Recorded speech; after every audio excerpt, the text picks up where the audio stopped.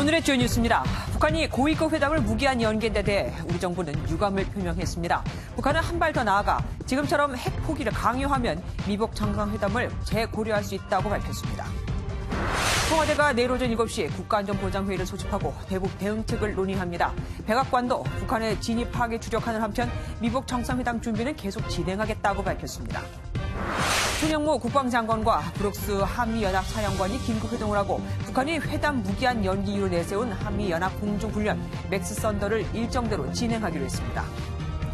강원랜드 채용비리 수사와 관련해 외압 의혹이 휩싸인 문무일 검찰총장이 정당한 수사 지휘였다고 재차 강조했습니다. 검찰 내부에서는 항명 사태로까지 비화되는 이번 의혹을 두고 갑론을박이 벌어지고 있습니다. 경기도 한 노인 요양원에서 입원 환자들에게 마약리로 분류되는 항정신성 의약품을 처방전 없이 투약했다는 의혹이 불거졌습니다. MBN이 단독 보도합니다. 서울 수도권에 기습폭우가 쏟아져 서울 정릉천에서 시민 1명이 숨지고 용인 금학천에서도 40대 남성이 실종됐습니다. 도로 침수 등 시설물 피해도 잇따랐는데 수도권에는 모레까지 최고 80mm의 비가 더 내릴 것으로 보입니다.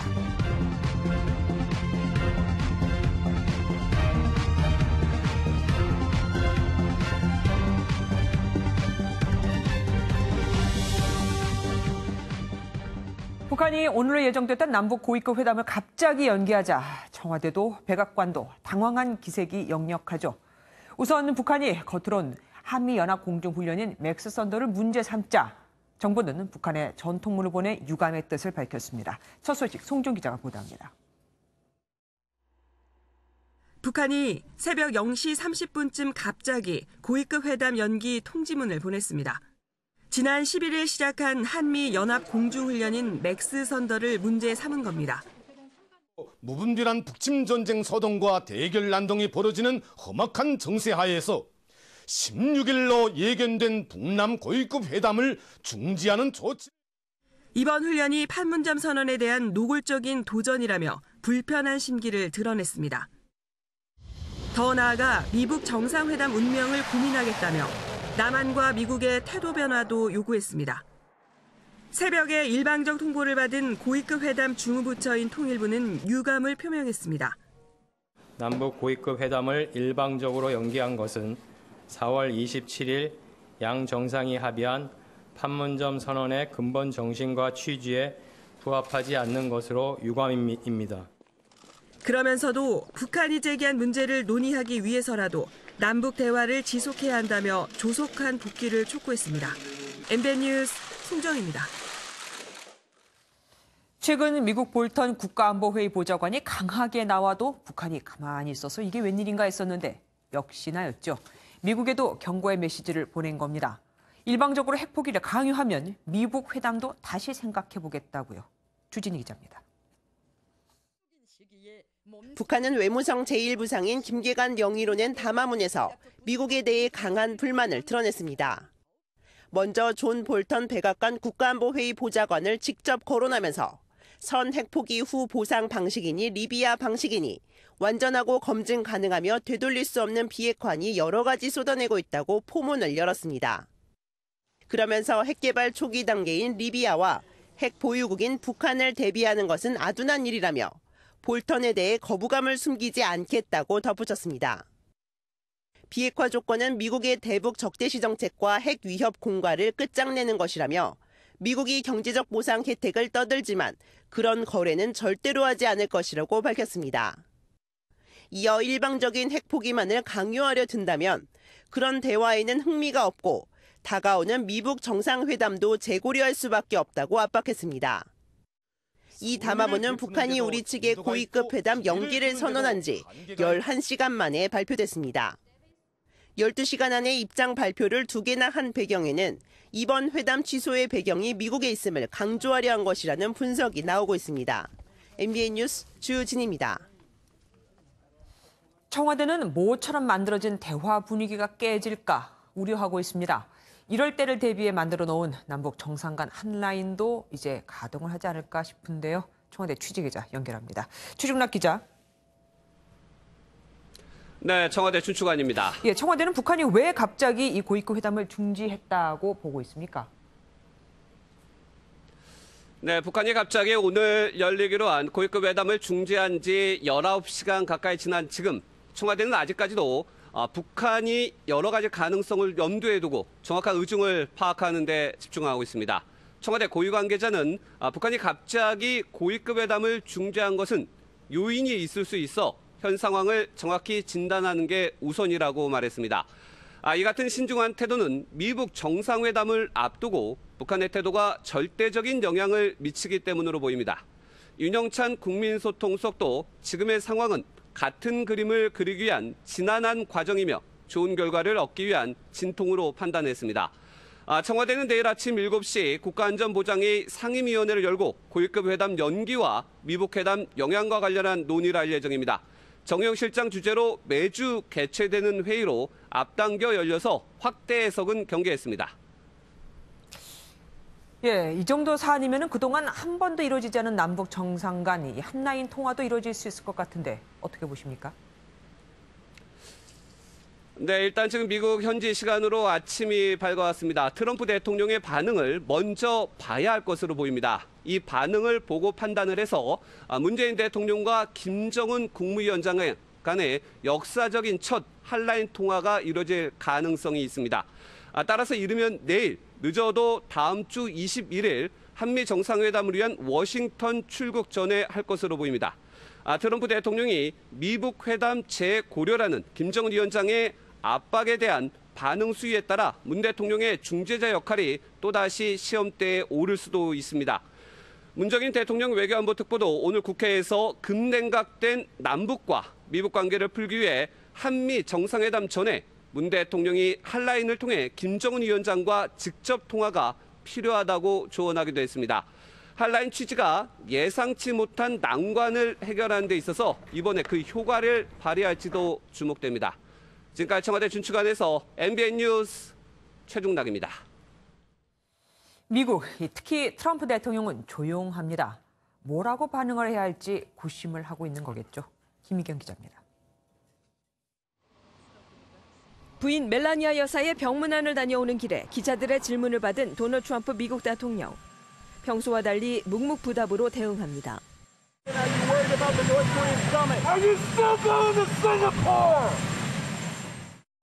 백악관도 긴급 대책회의를 소집해 북한의 의도 분석에 들어갔고 북한이 밝힌 내용을 살펴보겠다는 신중한 입장을 내놓았습니다. 미 국무부는 북한이나 한국으로부터 이렇다 할 소식을 듣지 못했다며 일단 미북 정상회담을 계속 준비할 것이라고 밝혔습니다. We will continue to go ahead and plan the meeting between President Trump and Kim Jong-un. 미 국방부도 북한이 남북 고위급 회담 취소 이후로 한미연합훈련을 내세운 것에 대해 방어적 훈련이자 한미동맹의 정례적 일상이라고 강조했습니다. 북한의 경고에 미국은 직접적인 대응을 자제한 채 다음 달 미북 정상회담에 미칠 영향에 촉각을 곤두세우는 모습입니다. MBN 뉴스 김희경입니다. 트럼프 정부가 허를 찔렸다. 미국 언론들이 내놓은 반응입니다. 또 북한 김정은 위원장이 트럼프 대통령의 의중을 떠보고 협상에 주도권을 쥐려는 각본이라고도 분석했습니다. 김은미 기자입니다. 미국 언론들은 북한의 급작스런 태도 변화에 백악관이 상당히 당혹스러워하고 있다고 전했습니다. And the White House were caught off guard hearing in the media about a warning from North Korea. 로이터 통신은 특히 전문가의 말을 인용해 김정은 위원장이 미북 정상회담을 앞두고 트럼프 대통령이 얼마나 양보할 여지가 있는지를 시험해 보려는 것으로 보인다고 진단했습니다. 북한이 미북 정상회담을 지렛대로 삼아 한미 연합훈련을 끝내려는 포석일 수 있다는 분석도 나왔습니다. 워싱턴 포스트는 갑작스런 비핵화 회담을 우려하는 북한 군부 강경 세력을 의식한 북한 내부의 속도 조절일 수 있다는 전문가 분석을 실었습니다. 미국 언론들은 북한이 완전히 판을 깨려는 것으론 보지 않는다면서도 급진전을 보였던 대화 무드에 제동이 걸릴 수 있다는 분석을 내놓고 있습니다. MBN 뉴스 김호입니다. 맥선더 훈련을 빌미로 남북 고위급 회담을 취소한 북한. 북한은 특히 올해 처음 이 훈련에 참가한 세계 최강 전투기 F-22가 마음에 안 든 듯합니다. 하지만 한미는 남은 훈련 일정을 계획대로 진행한다고 밝혔습니다. 황재영 기자입니다. F-22 랩터 한 대가 활주로 위를 천천히 움직이다 빗속을 가르며 힘차게 이륙합니다. 오늘 광주광역시 한 공군기지에서 포착된 F-22 전투기의 맥스 썬더 훈련 참가 모습입니다. 지난 11일 시작된 올해 맥스 썬더 훈련은 한미 항공기 100여 대와 병력 1000여 명이 참여해 예년 수준으로 진행되고 있는데 F-22 8대가 사상 처음으로 투입된 게 특징입니다. 김정은 위원장이 가장 두려워하는 스텔스 기능을 갖춘 전투기 F-22 첫 참가가 북한에겐 눈엣가시였을 것으로 보입니다. 어떤 훈련이라든가 이런 것들이 상대방의 어떤 기분을 상하지 않을 수 있는 노력이 필요한데 그런 노력들이 보이지 않지 않느냐 어떤 그런 불만을 갖고 있는 것 같습니다. 다만 이런 계획은 지난주부터 알려졌는데 왜 이제 와서 문제 삼는지는 의문입니다. 송영무 국방부 장관은 오늘 예정됐던 일정을 취소하고 빈센트 브룩스 한미연합사령관과 긴급 회동했습니다. 면담 뒤 국방부는 맥스 썬더를 계속 진행한다는데 한미 간 이견이 없다고 말하며 F-22는 지난해 다른 훈련 때도 왔었던 기종이라고 덧붙였습니다. 이런 가운데 전략 폭격기 B-52의 맥스 썬더 훈련 참가 계획은 없는 것으로 알려졌습니다. MBN 뉴스 황재현입니다. 사실 북한은 그간 한미 군사훈련에 대해 이해한다는 반응을 보여왔죠. 그런 만큼 이걸 빌미로 갑작스럽게 고위급 회담을 취소한 건 이해하기 어렵습니다. 오히려 인간 쓰레기라고 표현한 사람, 바로 태영호 전 공사에 대한 불만이 더 큰 것 아니냐는 해석도 나옵니다. 그가 책을 내도록 놔뒀다는 거죠. 오태훈 기자입니다. 북한은 남북 고위급 회담의 중지를 통보하며 특정인을 겨냥한 발언을 했습니다. 천하의 인간 쓰레기들까지 국회 마당에 내세워 우리의 최고 존엄과 체제를 헐뜯고 지난 14일 국회에서 기자간담회를 연 태영호 전 영국 주재 북한 공사를 겨냥한 것으로 추정되는 대목입니다. 태 전 공사는 특히 새로 출간한 저서에서 김정은 위원장을 여러 부분에 걸쳐 비판했습니다. 김 위원장을 급하고 즉흥적이며 거칠다고 묘사했고 자라 양식 공장에서 새끼 자라가 죽은 것을 보고 지배인을 심하게 질책하고 처형까지 지시했다는 일화도 소개했습니다. 그러면서 핵과 ICBM, 공포정치로 카리스마를 형성하려고 했던 김정은은 실패로 치닫고 있다고 평가했습니다. 그래서 앞으로 북한이 이 책에 대해서 어떻게 반응하겠냐, 대단히 북한은 격노한 반응을 보일 거라고 저는 생각합니다. 또 김 위원장의 외교적 행보는 쇼라며 완전한 비핵화는 이뤄지지 않을 것이라고 주장하기도 했습니다. 최고 존엄의 생각을 누설한 것, 이것은 북한으로서는 굉장히 큰 거예요. 그러니까 그걸 남한 정부가 국회에서 하도록 버젓이 허용했다. 생각을 다시 바로잡아라 라고 하는 메시지를 준 걸로 봐요. 북측이 격앙된 반응을 내놓은 만큼 당장 다음 주로 예정된 풍계리 핵실험장 폭파 공개가 차질을 빚을 수도 있다는 우려도 나오고 있습니다. MBN 뉴스 오태윤입니다. 지금까지 미북 회담 준비가 예상보다 너무나 순조로웠기에 판을 흔드는 북한의 갑작스러운 발표는 꽤 의아하기도 합니다. 그동안 노벨 평화상까지 언급하며 자신했던 트럼프 대통령을 말 그대로 물을 먹인 셈인데 김정은 위원장이 트럼프 대통령에게 진짜로 하고 싶은 말은 뭘까요? 오재 기자가 알아봤습니다. 먼저 미북 정상회담의 주도권을 잡겠다는 시각이 우세합니다.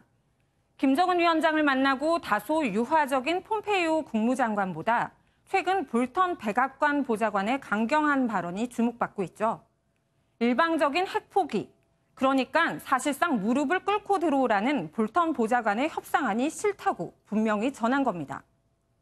특히 북한은 볼턴 보좌관의 방안이 과거 미국 행정부가 써먹던 캐캐묵음 방식이라고 주장했는데요. 그동안 나는 다르다며 성과를 자랑하던 트럼프 대통령을 자극한 셈입니다. 여기에 북한의 자존심 문제도 걸려 있습니다. 핵심 이슈인 비핵화와 체제 보장 외에 자꾸 인권 문제를 거론하는 미국이 못마땅한 겁니다. 전 세계가 지켜볼 회담장에서 자칫 트럼프 대통령이 북한 인권 문제를 꺼내면 김 위원장의 체면은 구겨질 수밖에 없겠죠. 그래서 무시하지 말라, 존중해달라는 뜻을 보내는 겁니다. 순조롭던 협상판을 흔들기 위한 북한의 승부수에 트럼프 대통령이 트위터로 말싸움에 나설지 아니면 신중하게 대할지 곧 판가름 날 예정입니다. MBN 뉴스 오지혜입니다. 그럴 줄 알았다. 북한의 남북 고위급 회담 취소 통보에 대한 야당의 반응입니다. 판문점 선언은 쇼였냐는 말까지 나왔습니다. 이동석 기자입니다. 북한이 남북 고위급 회담을 일방적으로 취소하자 야당은 비판을 쏟아냈습니다.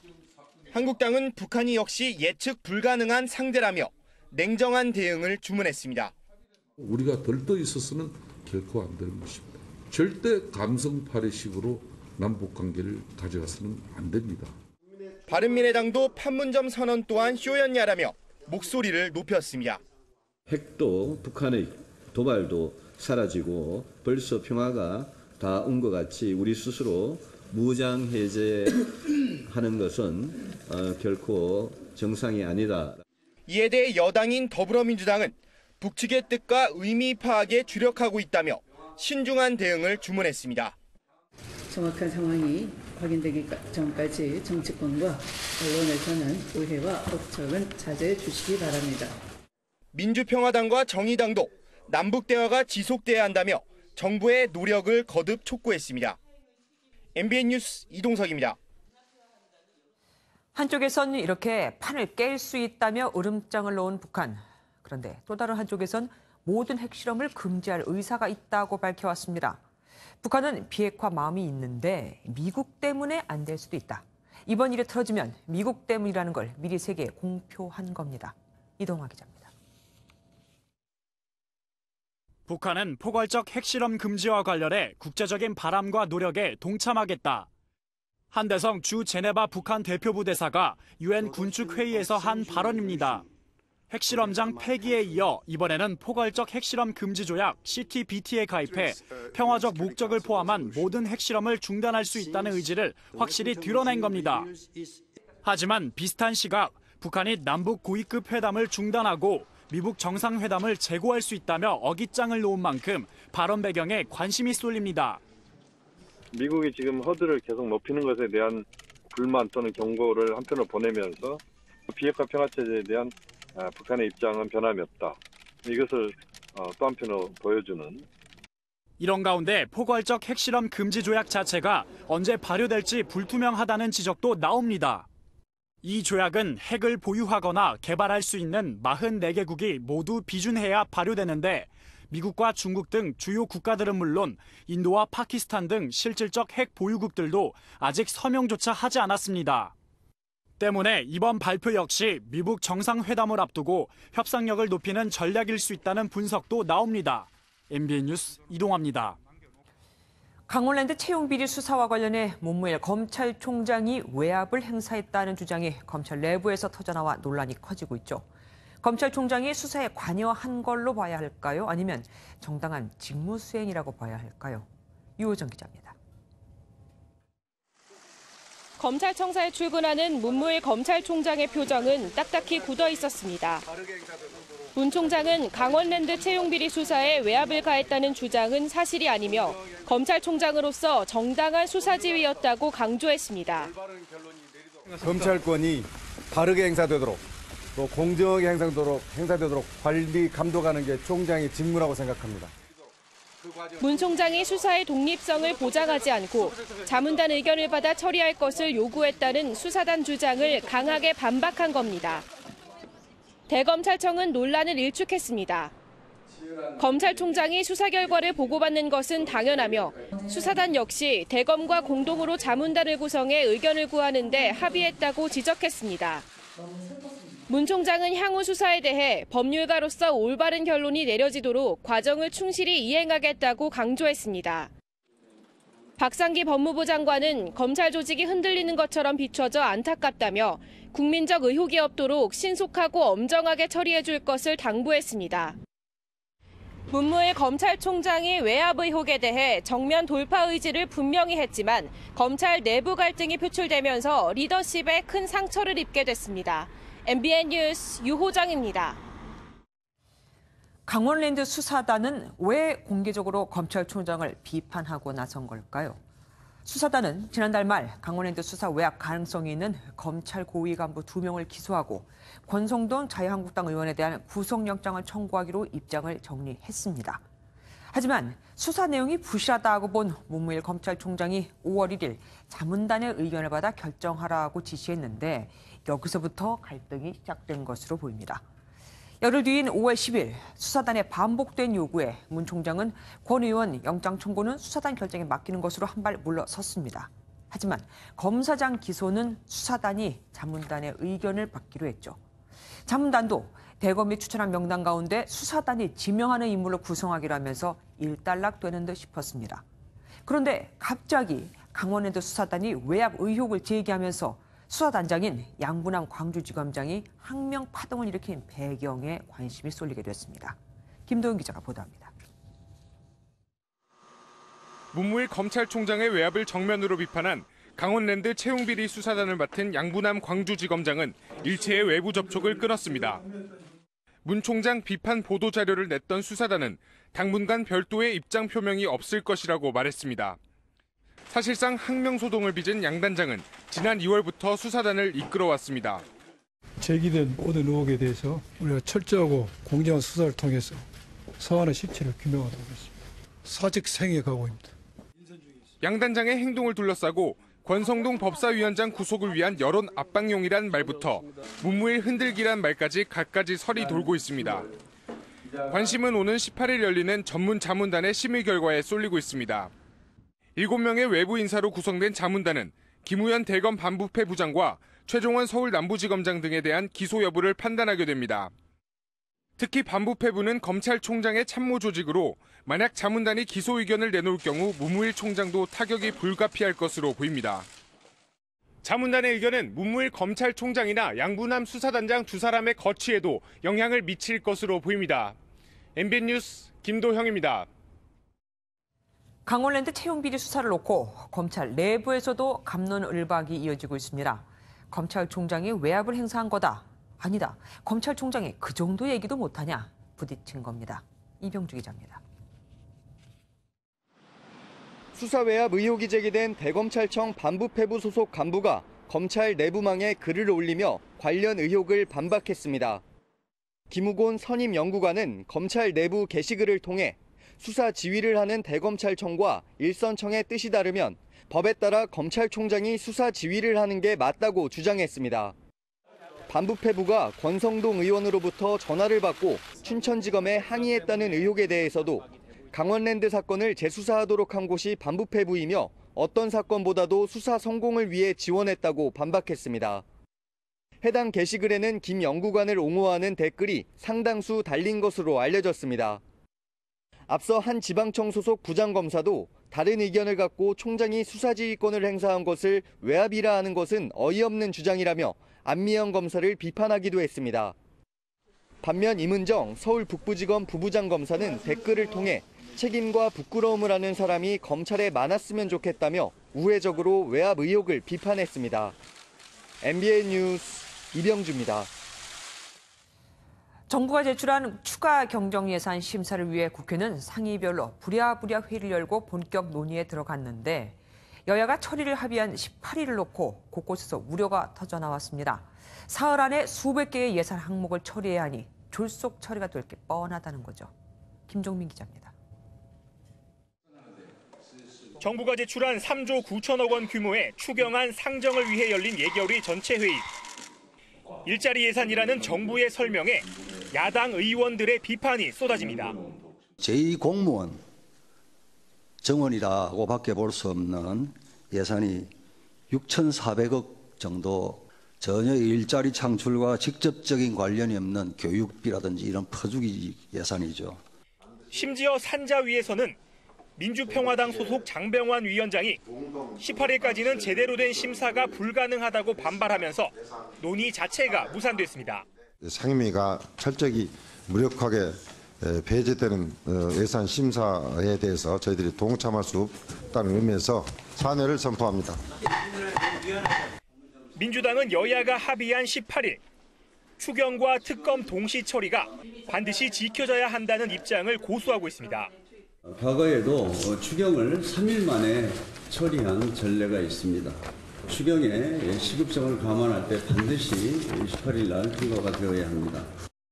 추경 처리를 두고 여야 모두 졸속 심사를 자초했다는 비판을 받는 가운데 본회의가 열리는 오는 18일까지 진통은 계속될 것으로 보입니다. MBN 뉴스 김종민입니다. 군대에서 상습적인 폭행에 시달린 병사가 자신을 괴롭힌 병사와 부대 간부를 고소했습니다.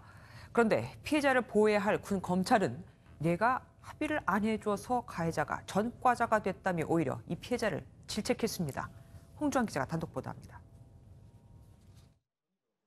24살 김모 씨에게 부대원들의 폭행이 시작된 건 지난해 5월쯤입니다. 운전병이던 김 씨가 군종병으로 옮기면서 자신들의 일이 늘어났다는 게 이유였습니다. 라이터 F킬러로 불을 확 지펴서 저를 위협했던 사건도 있고 제 몸에다가 비비면서 성추행했던. 식사 중에 잔반을 붓거나 군화 속에 담뱃재를 넣는 등 가혹행위가 이어졌는데 이 과정에서 손목까지 부러졌다고 김 씨는 주장했습니다. 헌병대 설문을 통해 6개월 만에 겨우 부대를 옮긴 김 씨. 하지만 이전 부대 간부들만 생각하면 아직도 화가 납니다. 저희 어머니가 이제 답답한 마음에 헌병대에다 전화를 하고 그랬는데 대대장님이 그때마다 너희 어머니가 지금 이상한 짓거리를 하고 다닌다. 참다 못한 김 씨는 현역 시절 병사 5명을 특수폭행 등의 혐의로, 전역 후에는 대대장 등 간부 3명을 직무유기 혐의로 각각 군검찰에 고소했습니다. 결국 병사 1명은 부대 내 징계, 2명은 각각 벌금형에 처해졌는데 나머지 2명은 전역해 사건이 각각 민간검찰과 법원으로 이첩됐습니다.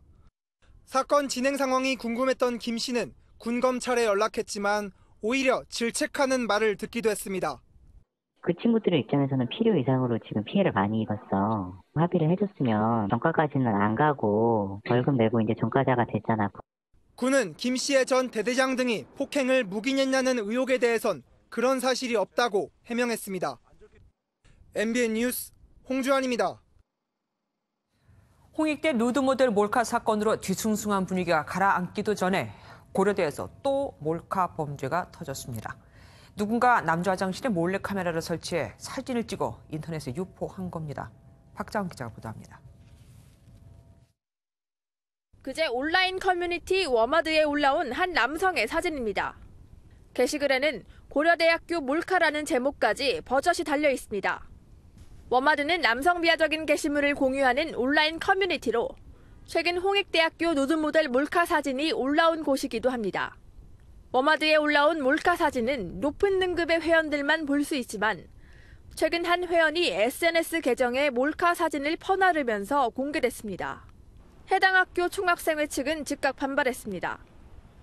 워마드라는 폐쇄적인 사이트에 이제 고려대학교 남자 화장실에서 찍은 몰카가 일단은 올라온 거예요. 그 학생분들이 아시게 되시면서 이게 저희한테 접수가 된 겁니다.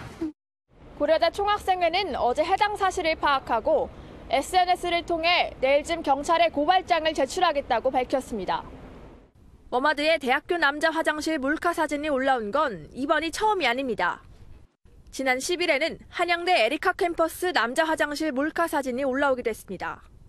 잇따른 몰카 범죄로 대학가들이 골머리를 앓으면서 학생들 사이에선 뒤숭숭한 분위기가 계속되고 있습니다. MBN 뉴스 박자한입니다.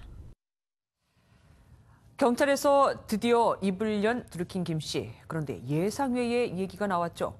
샌다이 총영사 자리를 제안한 게 바로 김경수 전 더불어민주당 의원이었다고요. 손기준 기자입니다. 지난 10일과 11일 이틀간 진행됐던 경찰 조사에서 드루킨 김모 씨는 김경수 전 의원이 일본 샌다이 총영사를 제안했다고 진술한 것으로 알려졌습니다. 당초 알려진 오사카 총영사직 인사 추천이 실패로 끝나자 김 전 의원이 김 씨에게 직접 전화를 걸어 샌다이 총영사직을 제안했다는 겁니다. 특히 김 씨는 인사 추천은 댓글 조작이 아닌 당 경선 과정에서 문재인 후보를 지지했던 활동의 대가였다며 다만 샌다이 총영사는 한직이라 거부했다고 말한 것으로 전해졌습니다.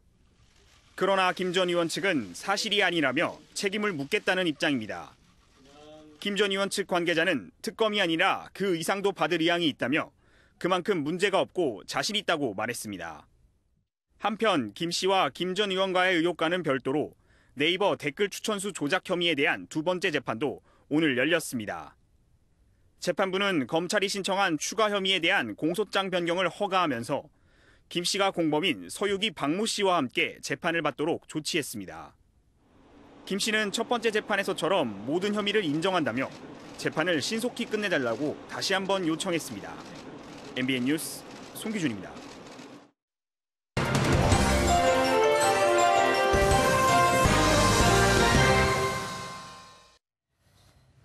몸에 좋다는 음이온 대신 밤마다 뿜어져 나온 건 1급 발암물질 라돈이었죠. 대진침대 라돈 검출에 대한 2차 조사에 따르면 모두 7개 모델에서 라돈이 많게는 기준치의 9배까지 검출됐습니다.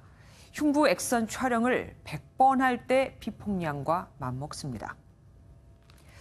뒤늦게 리콜을 시작했지만 무려 8년 전부터 나온 모델들이라니 그 많은 세월 동안 발암물질을 마신 소비자들만 억울할 뿐이죠. 당연히 규제를 받아야 할 라돈이 어떻게 10년 가까이 침대에 쓰인 걸까요?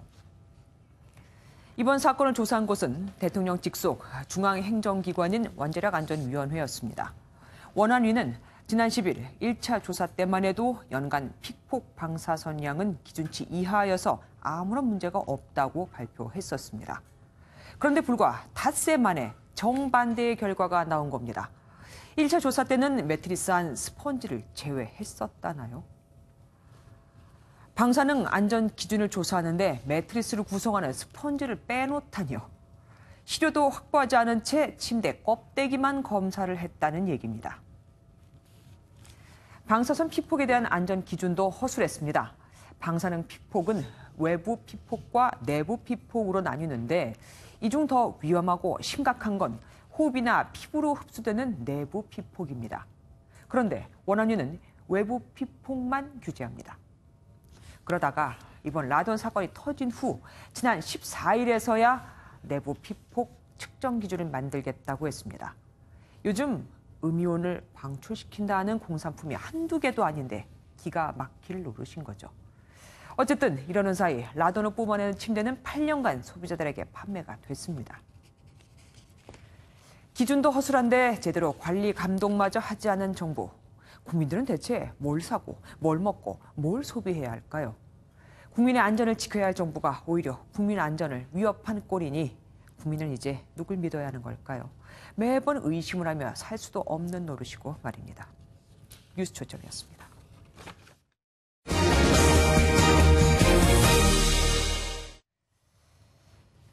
오늘 전국적으로 지진 대피 훈련이 실시됐습니다. 하지만 정작 모범을 보여야 할 국회부터 훈련은 엉망이었습니다. 공무원들도 별반 다르지 않았고요. 김현웅 기자가 보도합니다. 오후 2시 사이렌이 울리자 마트에서 장을 보던 시민들이 자세를 낮추고 머리를 보호합니다. 지난해 지진 피해로 아직까지 홍역을 앓고 있는 포항의 모습입니다. 어린아이들은 인솔교사의 안내에 따라 밖으로 대피합니다. 오늘 하루 전국적으로 지진 대피 훈련이 실시됐습니다. 같은 시각 국회의원회관엔 안내방송조차 들리지 않습니다. 대피소로 지정된 잔디밭엔 견학생들만 거닐고 있습니다. 국회는 보도자료까지 내며 훈련에 적극 동참하겠다고 밝혔지만 말뿐이었습니다. 나중에는 동시에 다 틀어놨었죠. 끄면은 할 수 없지만 문서도 다 보내고 팩스로도 다 보내고 이렇게 해도 잘 움직이지 않아요. 서울의 한 구청도 별반 다르지 않습니다. 사이렌이 울려도 직원들은 꼼짝 않고 사무실을 지킵니다.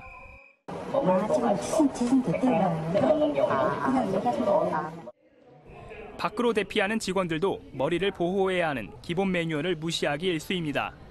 정작 모범을 보여야 할 공공기관들이 훈련에 제대로 임하지 않았습니다. MBN 뉴스 김현웅입니다. 올해 유난히 봄비가 잦죠. 그런데 오늘은 그냥 봄비 정도가 아니었습니다. 수도권에 내린 물폭탄에 인명피해까지 속출했거든요. 비는 오는 금요일까지 이어질 것으로 보입니다. 우정환 기자입니다. 갑작스럽게 비가 쏟아지면서 도로가 물바다로 변했습니다. 물에 잠긴 도로에 차들이 갇히면서 소방대원들이 배수 작업을 벌입니다. 한 대학교에는 물이 넘쳐 계단이 마치 폭포를 방불케 합니다.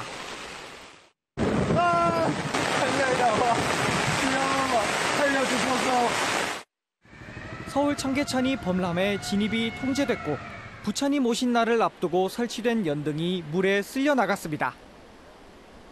오늘 하루 동안 서울에는 40mm, 경기는 최대 90mm가 넘는 비가 쏟아져 일부 지역에 한때 호우특보가 내려졌습니다. 경기 오산시에서는 불어난 물에 떠내려가던 여성이 시민 신고로 소방당국에 구조됐습니다. 경기 용인시에서는 40대 남성이 급류에 휩쓸려 실종됐고 서울 정릉천에서는 남성 1명이 급류에 숨졌습니다. 이번 봄은 비가 잦아지면서 지난해 같은 시기보다 1.5배 많은 비가 내렸습니다. 중국에서 발원한 저기압이 강해졌기 때문으로 분석됐습니다. 다만 오늘 내린 비는 기존 봄비와 달리 천둥 번개를 동반한 여름비에 가깝다고 기상청은 설명했습니다. 하층에서는 고기압 영향으로 따뜻하고 습한 공기가 계속 있는 가운데 상층에서 차가운 공기가 부도 쪽에서 내려오면서 상하층 간의 불안정이 좀 커졌어요. 기상청은 오는 금요일까지 수도권에서 지역별로 최대 80mm 가까이 비가 내릴 것으로 보고 주의를 당부했습니다. MBN 뉴스 우종환입니다.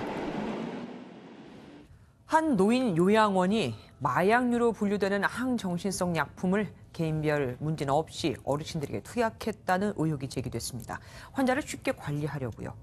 또 요양보호사를 허위 등록해 나라 돈을 빼돌렸다는 의혹도 나왔습니다. 김현 기자가 단독 보도합니다. 경기도의 한 노인 요양원. 우수기관으로 여러 차례 대통령 표창까지 받았습니다.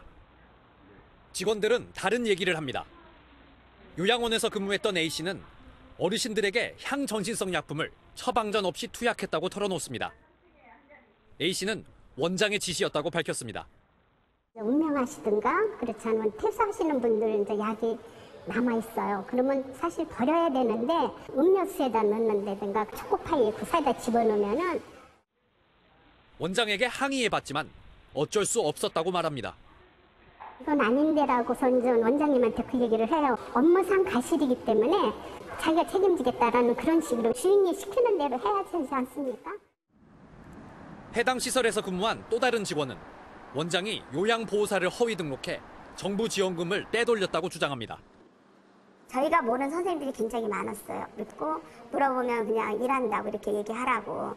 실질로 일하는 선생님들은 정말 없습니다. 요양원 측은 처방전 없이 향정신성 약품을 투약하지 않았다고 해명했습니다. 그런 간호사실에서 모아놨다가 약국으로 폐기 처분을 해요. 향정신성 약품을 남용한다. 이런 부분은 절대로 있을 수 없는 부분이고요. 요양사 허위 등록은 해당 지자체와 건강보험공단으로부터 조사를 받고 있다고 요양원 측은 밝혔습니다. MBN 뉴스 김현입니다. 바다에서의 음주운전은 흔히들 도로보다 안전하다고 생각을 합니다. 하지만 바다 위 음주 단속 기준은 더 엄격합니다. 다 이유가 있는 거죠. 아찔한 실태 강세훈 기자가 취재했습니다. 낚싯배 한 척이 멈추라는 명령에도 계속 달아납니다. 선장을 붙잡아 음주 측정을 했더니 만취 상태입니다.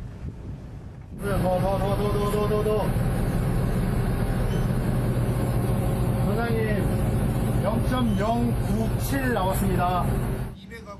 이 여객선 선장은 술에 취한 상태에서 출항하려다 해경에 적발됐습니다. 혈중 알코올 농도는 0.23%. 육상에서 운전했다면 면허 취소에 해당합니다.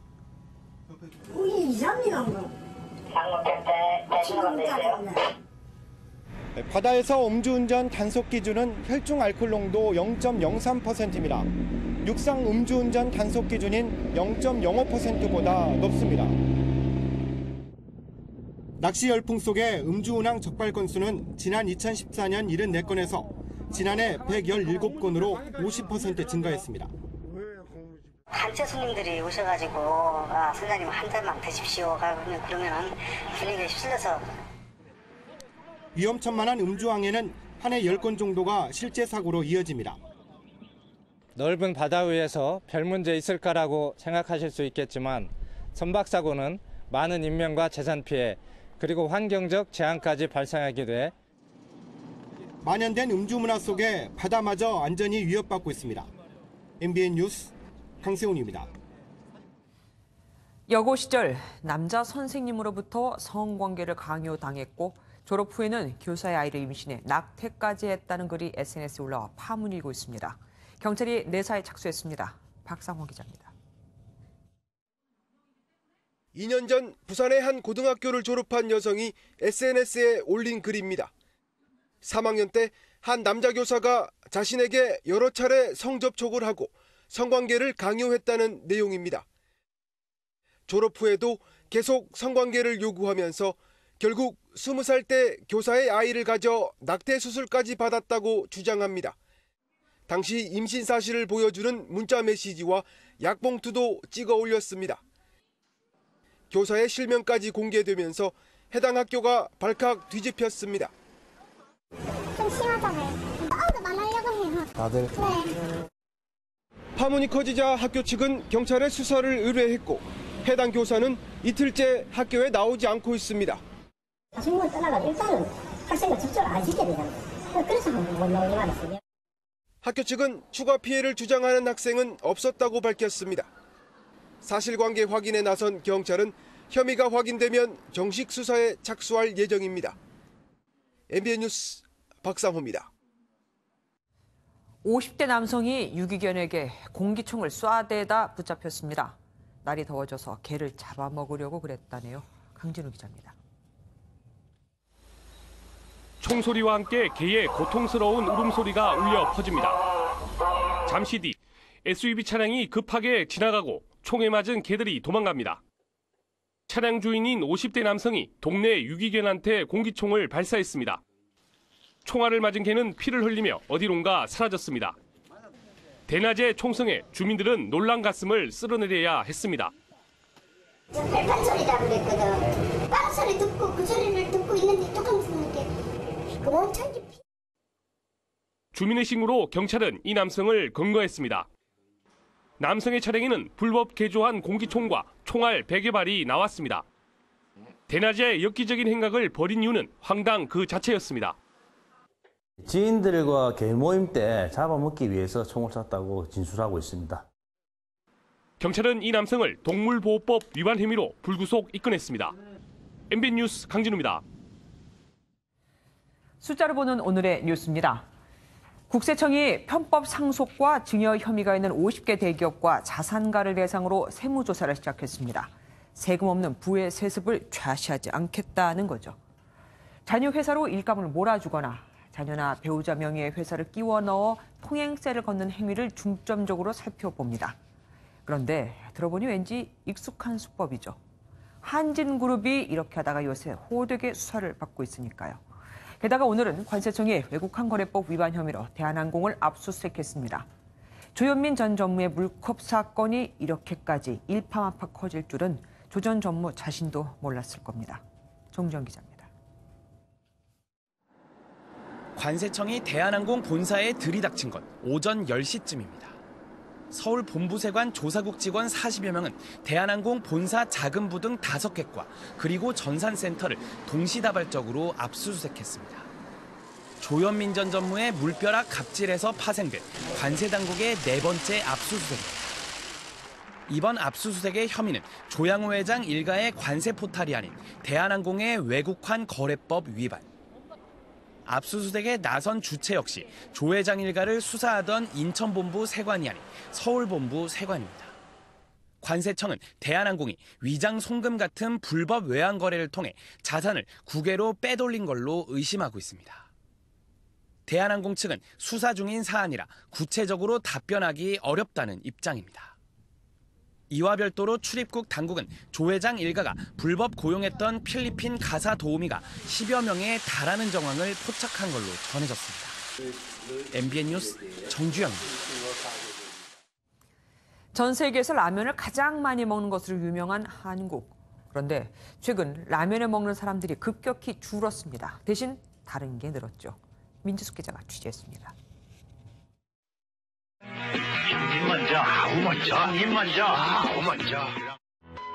우리나라 최초의 라면은 단돈 10원이었습니다. 매콤한 국물과 쫄깃한 면발로 서민들의 사랑을 받으며 한국인은 한 사람이 연간 76개나 먹을 정도로 세계에서 라면을 가장 많이 먹는 국민으로 유명합니다. 그런데 최근 국민 간식 라면을 찾는 사람들의 발걸음이 뜸해지고 있습니다. 또 건강을 생각을 해서 좀 적게 먹게 되는 경향이 있는 것 같고요. 편의점에서도 다른 도시락 같은 게 워낙 종류가 많아서 라면보다는 그쪽을 오히려 더 선호하게 되는 편입니다. 짠 국물보다는 밥과 반찬이 곁들어진 도시락을 찾는 이들이 늘면서 편의점 매출 1위 자리도 내주었습니다. 즉석식품 시장 1위 자리도 손질된 재료를 배달받아 간단히 요리를 해먹는 가정간편식에 빼앗겼습니다. 국내 가정간편식 시장 규모는 2조 원을 넘어 성장한 반면 대표적인 라면 제조업체의 매출액은 거꾸로 감소했습니다. 위기를 돌파하기 위해 라면 업계는 해외 시장 개척과 신제품 개발로 눈을 돌리고 있습니다. 해외 현지 생산 판매, 수출 등 글로벌 사업에 박차를 가하고 있고요. 비빔 타입 등 다양한 신제품을 출시하는 전략으로 웰빙 바람에 소비자 입맛이 변하면서 1등 간식 라면의 위상이 흔들리고 있습니다. MBN 뉴스 민지숙입니다. 지난 2009년 자신이 운전하던 택시에 탄 보육교사를 살해하고 시신을 유기한 이른바 제주 어린이집 보육교사 살해 사건의 피의자가 사건 발생 9년 만에 붙잡혔습니다. 박 모 씨는 그동안 영주 등지에서 경찰 수사를 피해 도주하고 있었던 것으로 알려졌습니다.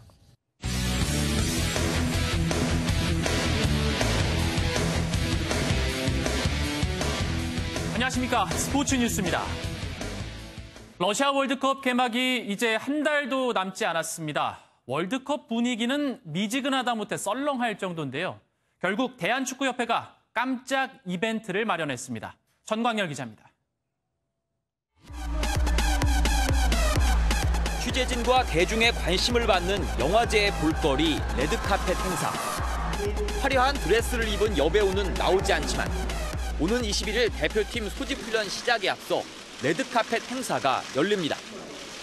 러시아 월드컵을 준비할 선수단은 대표팀 전용 훈련장인 파주 트레이닝 센터가 아닌 서울시청 광장 앞 레드카펫에서 취재진과 만납니다. 28일부터 6월 1일까지 서울시청 광장에서 풋볼 위크라는 이름으로 월드컵 붐업 조성을 위한 다채로운 행사가 열릴 계획입니다. 축구협회가 월드컵 바람을 일으키려고 이벤트까지 준비하고 있지만 분위기 조성의 열쇠는 대표팀이 갖고 있습니다. 대회 개막을 코앞에 두고 대중의 관심이 쏠릴 미북 정상회담과 지방선거가 잇따라 열리는 만큼 이벤트만으론 안 됩니다.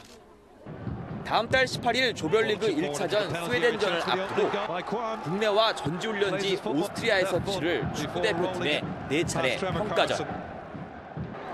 경기력을 점검하는 단순한 평가전이 아닌 월드컵 분위기를 띄울 바람몰이 경기로 임해야 합니다. MBN 뉴스 전광열입니다. 어제 야구공에 맞아 부상당한 선수들 소식 전해드렸는데요. 두산 박건우 선수는 동료의 방망이에 맞아 쓰러졌습니다. 승리의 기쁨에 도취된 사이 벌어진 일인데 세리머니도 정도껏 해야 하는 이유, 김동환 기자가 보도합니다. 4대4 동점이던 9회 말 두산 김재환의 타구가 그대로 담장을 넘어갑니다. 짜릿한 끝내기 홈런. 두산 선수들이 모두 뛰어나와 승리의 기쁨을 만끽하던 중 결승점을 올린 박건우가 머리를 감싸고 쓰러집니다. 동료가 무심코 휘저은 방망이에 맞아 의식을 잃은 겁니다. 한참 누워있다 무사히 일어났지만 하마터면 큰 부상을 당할 뻔했습니다. 과도한 세리머니는 늘 사고의 위험을 안고 있습니다.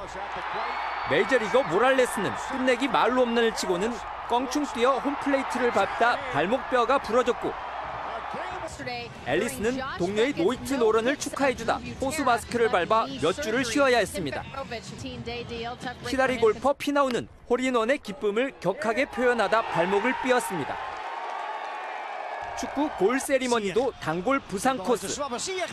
광고판을 뛰어넘다 발이 걸리고 그라운드에 몸을 던지다 고꾸라지기 십상입니다. 텀블링하다 무릎을 다친 건 그나마 다행. 목뼈가 부러진 인도 선수는 목숨을 잃기까지 했습니다. 환희의 장면이 비극으로 변하는 건 한순간.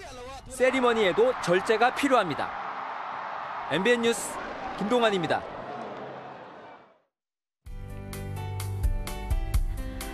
오늘 수도권 등 중부지방을 중심으로 많은 비가 내렸습니다.